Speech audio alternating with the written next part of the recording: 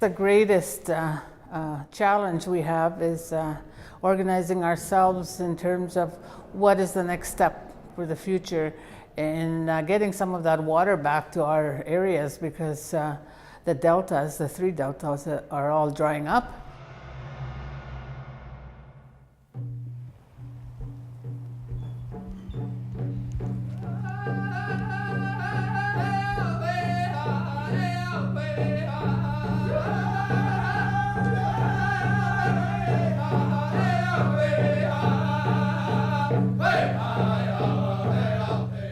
Welcome to Saskatchewan and Treaty 6.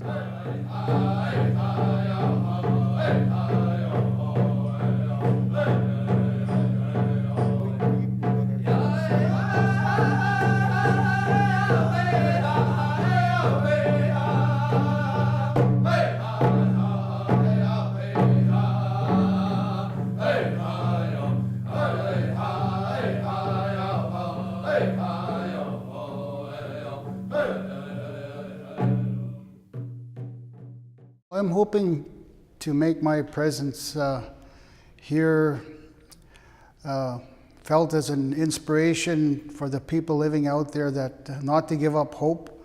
I mean, the Peace Delta is really dried up and is in really bad shape, and the Res Delta is following suit. But I think if we get together and try to work together to try to combat some of the problems we're having in the river and delta systems, working together with scientists and the people on the land, we can help alleviate this problem somehow.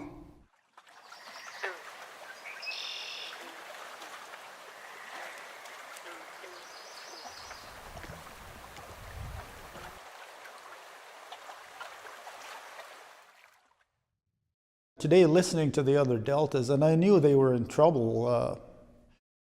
It seems like they're more worse off than we are, but we're not that far off of the problems that they're having. And if we can go back and try to do things that could help that delta, because it's going to be really challenging in the future, I think, to try and maintain water in there, and we know we need water. It's a pretty important thing. It's very interesting to see that people share the same concerns across deltas, are experiencing the same things, and would like to see something done, things done to help them protect their homelands, which are the deltas, so that they persist into the future, and so that there's a future for the next generation coming up as well. And I think the other part of this gathering too that's great is to see the involvement of the youth, which are that next generation, and so that the youth and the rest of us can learn from each other. So it's great to hear the ideas that the youth have about their deltas and how they experience them, and what they'd like to see for their future with regard to the deltas. I've got lots of ideas of my own for rejuvenating interest in the delta, and I see a different future for the delta. So I'm really interested in like ecotourism and therapy, and medicinal plants is my passion. So, and the science part. So I see there's a lot of like hope in the delta still. Maybe the old ways, they don't see it as much, and I see things in a new light. So I have hope for the deltas. I would say that my own work really is all about trying to understand, and trying to understand how these delta systems work, how important they are, some of their important functions, and then how important those functions are to the people that live there, that rely on these deltas for food and water and their livelihoods. And so when I go to a delta, I'm really trying to understand, and I'll do anything I can to understand those deltas better. And so that may involve biophysical measurements that I would normally make as a scientist, but it also means engaging with people and hearing their stories and understanding how they know their land. And when I go out on the land and water with someone, the teaching begins immediately. One of the fundamental messages that came out of the last few days and that the deltas are part of who people are. It's part of their identity.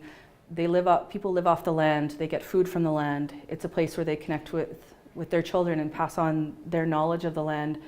And bringing those messages back and sharing that with all of the partners we work with, whether through government, within the communities, with academic partners, non-government partners, foundation funders, sharing that message so that we continue to advocate for research and monitoring and actions to protect those deltas.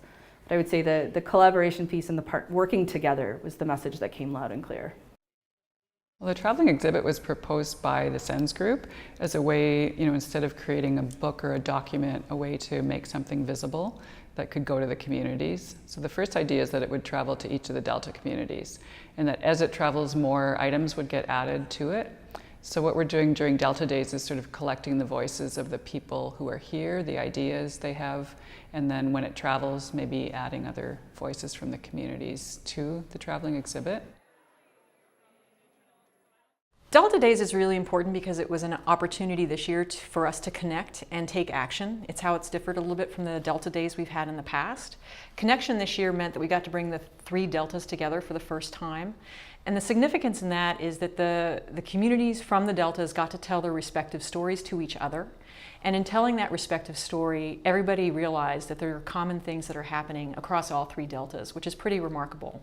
And by hearing those common stories, we can now take action and tell that common story to more people across Canada.